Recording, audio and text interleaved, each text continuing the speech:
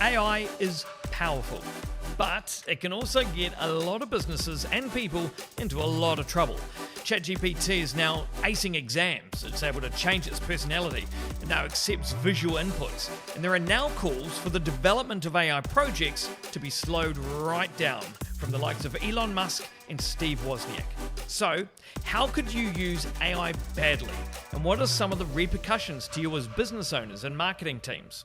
Well, today we're going to look over some of the examples of how you shouldn't be using AI in your business and ways to ensure that you're able to use it correctly. Hi, my name is Jordan McFadgen and welcome to the Marketing Mindset Podcast.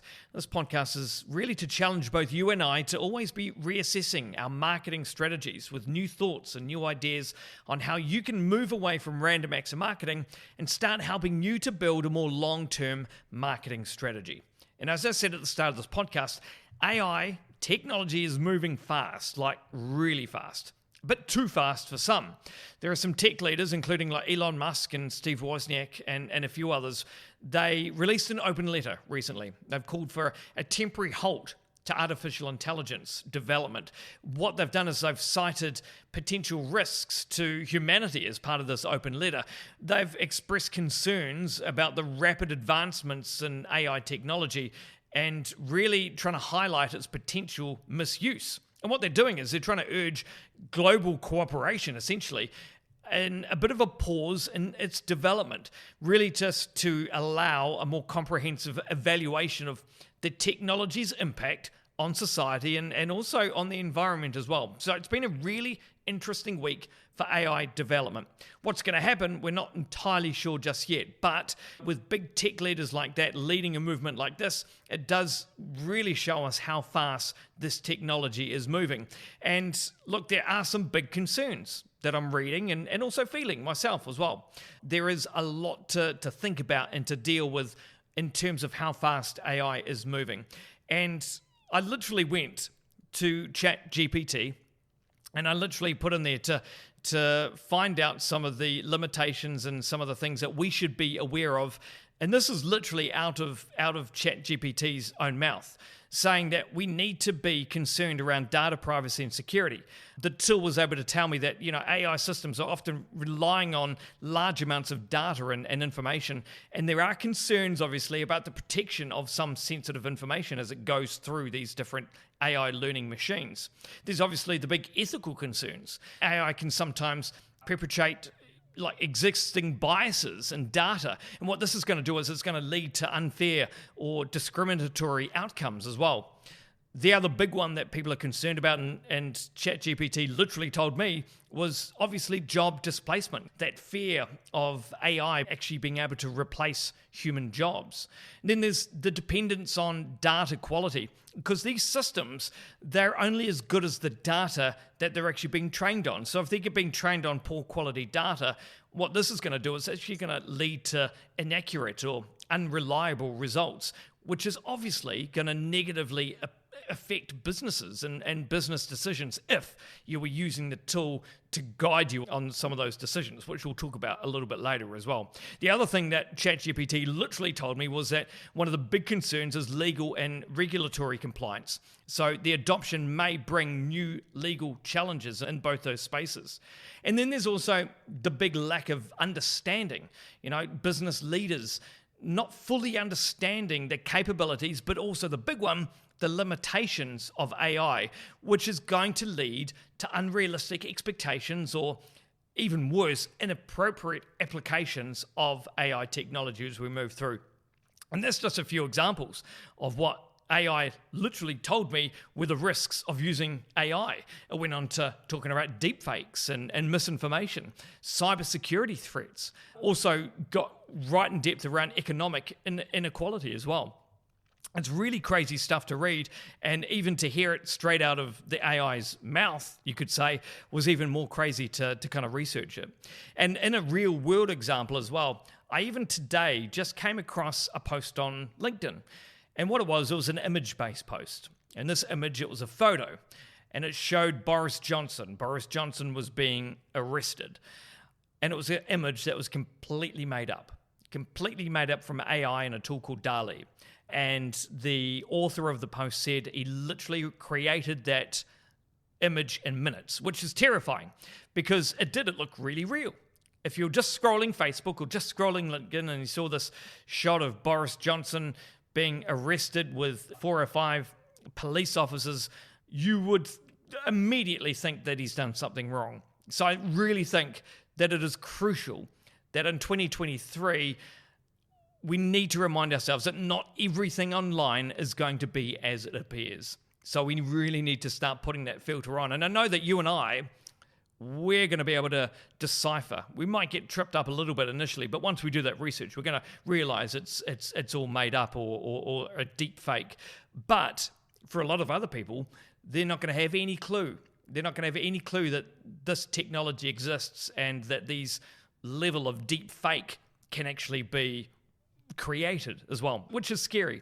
And then this filters down to businesses and business owners and marketing teams and how they are going to use this tool. Especially, this is a big one, especially when it comes to content creation. And what I think we need to do is we need to remind ourselves that AI should really be used as a tool for enhancing productivity and enhancing your decision making rather than actually having that focus on replacing human workers, especially when it comes to content creation. It's not a tool for replacing someone. It's more around how we can enhance productivity, make us work faster, make brainstorming easier, decision-making around what title you should use. All that stuff is where it should be really powerful. And I need to stress the importance of data quality. And it goes back to what I was saying before, data quality, transparency, and just understanding the limitations of these AI systems, because we need to ensure that we're using them in responsible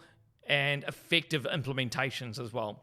And there are a few examples that have been floating about on the internet that I wanted to share with you today, and how this could actually impact you and your business if you go ahead using these tools without really looking at it. It was widely reported that CNET, now CNET's like that technology publisher.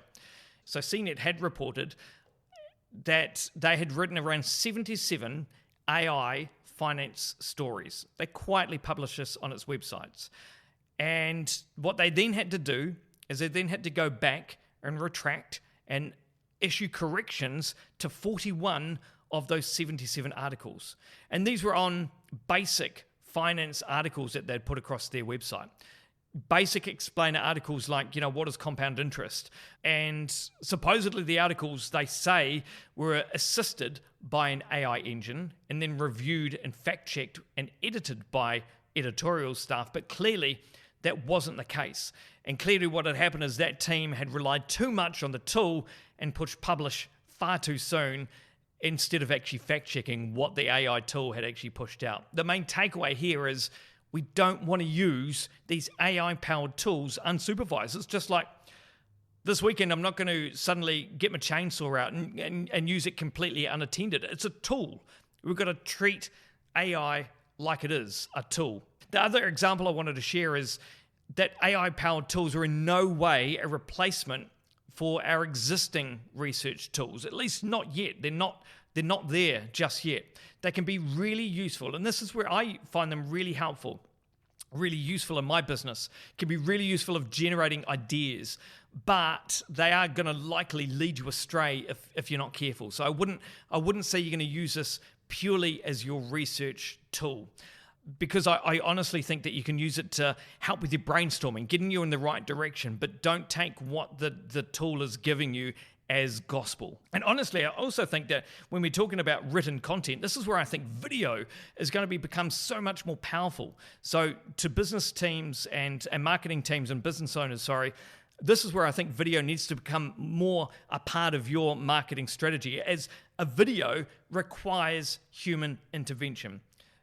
Even if with this podcast here, obviously we can write ideas, we can write bullet points, headlines, things to make sure the conversation of this podcast and this video is going in the right direction, but still it requires human intervention to actually publish it, to actually present it, to record it. So I do think that video, on a side, is actually going to be a really powerful tool as we continue with AI technology and AI tools. Now, a third thing I want you to consider as well is like a lot of people working in the digital marketing and the tech space, I'm really excited personally around AI-powered tools and what they're potentially going to be capable of. I'm scared about how fast it's moving, so I can kind of understand what they're saying in terms of slowing down developments. But I am also really intrigued to see what's going to be capable over the next few years. Keen to see where I can fit that into my personal workflow, how we can fit it into the agency's workflow here, around how we can make our processes in the background work much faster and be able to offer a much better service to all of our clients. But it's not okay to go all in on AI without letting clients and customers or your readers or your viewers actually know. Otherwise, if you're going to use AI secretly to deliver a service, or using AI in an unethical way like that, and you do make a mistake, or the AI tool makes a mistake, you're likely going to be really embarrassed, just like those CNET examples that I gave you earlier. So I would honestly say that if you are going to use AI tools, especially when it comes to delivery of your services, you need to let the clients know that you're embracing this technology, and that where you're embracing the technology and how you're embracing it, especially if it is directly related to an output that you're going to provide that client. Not necessarily the processes behind your business and how your business works to be able to get tasks through to certain team members at certain times, but if it is something that you're actually going to be then handing off to their client, I do think that you obviously need to make sure that that client fully understands, to save any embarrassment if there's any type of mistakes. And with that all being said as well, I also think that there are some great ways to kind of use AI. I have done a podcast on this previously, so you can go back maybe just a few weeks, and we actually share a bit of a process on how you could write a blog article using AI to help with that brainstorming. But also, the things that you can ethically use AI for from right now is sparking those content ideas. That's the big one that I use it for. Coming up with content ideas on how you can even lay out your blog post or your article. I also find it really helpful, and I know a lot of people find it helpful with writing drafts to business emails. Even for those mundane emails of if someone missed a Zoom call or anything like that, just adding that into ChatGPT can be really quick. So-and-so missed a Zoom call, how can I essentially rebook them for another call? It'll come out with a really well-written email, which can work really well. Obviously, you're going to have to put a few tweaks in to make it more personal. It can help inspire your marketing copy. Meeting summaries. This is a big one. This could save us so much time in writing summaries about different meetings, taking notes from meetings. There are tools that you can actually plug in, like otter.ai, that will attend your Zoom meeting and then be able to actually give you a transcript. The transcript, you can then put that into a tool like ChatGPT, and it will write out the summary and the action points of what was the outcomes of that meeting. So that can be also really powerful. There's all those other tools that I mentioned before, like otter.ai. That one's great. Like if you invite them to a Zoom meeting, it can help transcribe the notes and help you be able to send meeting summaries to the client straight after a meeting. Grammarly is great. It's a tool that has been around for ages, and it's using AI technology to help you write better with your emails. Then there's tools to kind of help you with social media videos, cropping them to different layouts and speed up that process. And like I said before, we've actually got a full podcast on the topic of AI and how I've been able to use AI, and an example of how you could use AI to actually research and create a blog post, and create like summaries to a blog post, creating the headings on top keywords, brainstorming titles and meta tags and all those different things that can really help you speed up that process and give you essentially, again, a tool to help you unblock that writer's block. So look, AI, it is moving fast. And we said that at the start of this podcast as well. It's too fast for some. They're calling for it to slow down over the next 6 months. But if you use it for truth, that's where you're going to run into problems. If you use AI as a tool, then I honestly think that you and your business and your content creation could go much further. What's going to happen in the future and whether development is going to slow down or not, that's still going to be questioned. And I'm personally going to be watching with a lot of interest. But how you ethically use the tool to support your business processes is where I honestly think that you could see some really good positive gains. And look, hopefully if you can use some of these quick tips and these tips of what not to do with AI. I hope that it steers you in the right direction of how powerful these tools can be, but also some of those limitations on where I don't think you should be using these type of tools. And if you've enjoyed today's podcast, I'd really would ask for you to consider hitting that follow button so you can get more of our content, or please give us a star rating or a review. It is the best way to support this little podcast, and hopefully it gives you some good ideas to help your marketing strategy grow and evolve over time so that you can move away from those random acts of marketing. And look, if you want to get all the access to our other podcast episodes or any of our other blogs or articles that myself or the team create, please go to our website, doneby9.com. You'll also find our contact section on there as well, where you can either just send us a message and have a chat to me or a member of the team, or if you actually want to sit down and work through your marketing strategy, you can also fill out our onboarding form there as well, and we can get in touch and see about how we can actually work together in creating your marketing strategy as well. But again, thank you so much for joining us on another episode of the Marketing Mindset Podcast, and we'll look forward to seeing you on the next episode this Thursday.